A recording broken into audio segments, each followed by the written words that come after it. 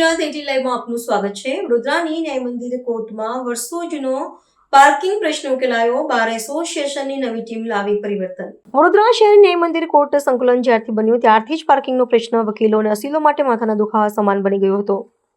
ત્યારે જે તે સમયે બરોડા બાર એસોસિએશનના ચૂંટાયેલા પ્રતિનિધિઓ પાર્કિંગનો પ્રશ્ન હલ કરવા માટે નિષ્ફળ નીવડ્યા હતા।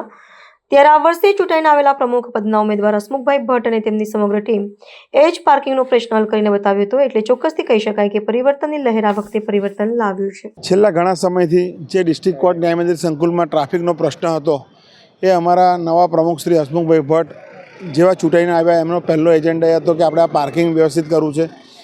એમની સાથે અમારી સમગ્ર ટીમ, અમારા તમામ કમિટી મેમ્બરો, તમામ હોદ્દેદારો સાથે ઊભા રહીને આપ જોઈ શકો છો કે મેન એન્ટ્રન્સના ગેટથી લઈને એક્ઝિટના ગેટ સુધી બધા જ અમારા કારોબારી સભ્યો ઊભા રહ્યા છે અને આ પાર્કિંગની જે સમસ્યા છે એ વહેલામાં વહેલી તકે સારામાં સારી રીતે એનું નિરાકરણ આવે એ માટે અમે અહીંયા જાતે પોતે ઊભા રહીને અમે અસીલો તેમજ અમારા વકીલોને વિનંતી કરીને પાર્કિંગની વ્યવસ્થા અમે કરાવી રહ્યા છે, જેથી આપ જોઈ શકો છો કે હવે પહેલાંના આજથી થોડા સમય પહેલાં જે પાર્કિંગ હતું ને અત્યારના પાર્કિંગમાં આસમાન જમીનનો ફરક છે। છેલ્લા ઘણા વર્ષોથી વડોદરા વકીલ મંડળમાં જે નવી કોર્ટ સંકુલ બની છે તેમાં પાર્કિંગનો પ્રશ્ન અવિરત હતો।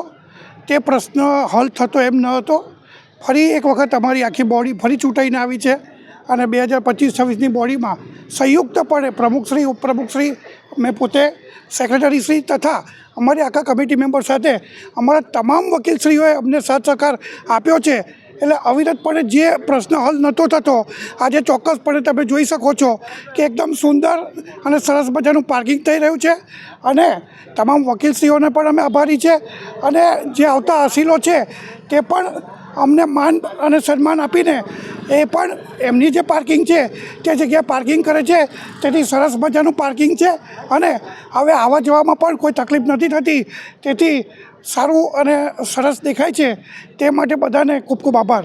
વડોદરા ડિસ્ટ્રિક્ટ કોર્ટમાં 2021 પહેલાં પણ આ પાર્કિંગની કાર્યવાહી મેં કરેલી ને ફરીથી વિજય થયા બાદ મેં તમામ વકીલોને ખાતરી આપેલી કે વ્યવસ્થિત પાર્કિંગ માટે અને જે અસીલો વધારે અહીં આવે છે અને કોર્ટની આજુબાજુ પાર્કિંગ કરતા હતા, બીજું કે એડવોકેટ પાર્કિંગ મેઇન ફ્રન્ટની અંદર જે છે તે એડવોકેટ પાર્કિંગ છે, ત્યાં સામાન્ય માણસો પાર્કિંગ કરતા હતા, એ તમામ હટાવીને સામે પક્ષ પર 4 વ્હીલર મેઇન પાર્કિંગ છે એડવોકેટનું અને હમણાં જે 2 બાજુ પાર્કિંગ થાય છે એટલા જ વકીલો અહીં પ્રેક્ટિસ કરે છે। એની સિવાય બીજા બધા ક્લાયન્ટો વાહનો મૂકતા હતા, એને દૂર કરવા માટે ડિસ્ટ્રિક્ટ જજ, ટ્રાફિક એસપી અને વકીલો અમારી બોડીના સહકારથી આજે વ્યવસ્થિત પાર્કિંગ થાય અને પાર્કિંગનો પ્રશ્ન ડિસ્ટ્રિક્ટ કોર્ટમાંથી દૂર થાય એવા અમે પ્રયત્ન કર્યા છે।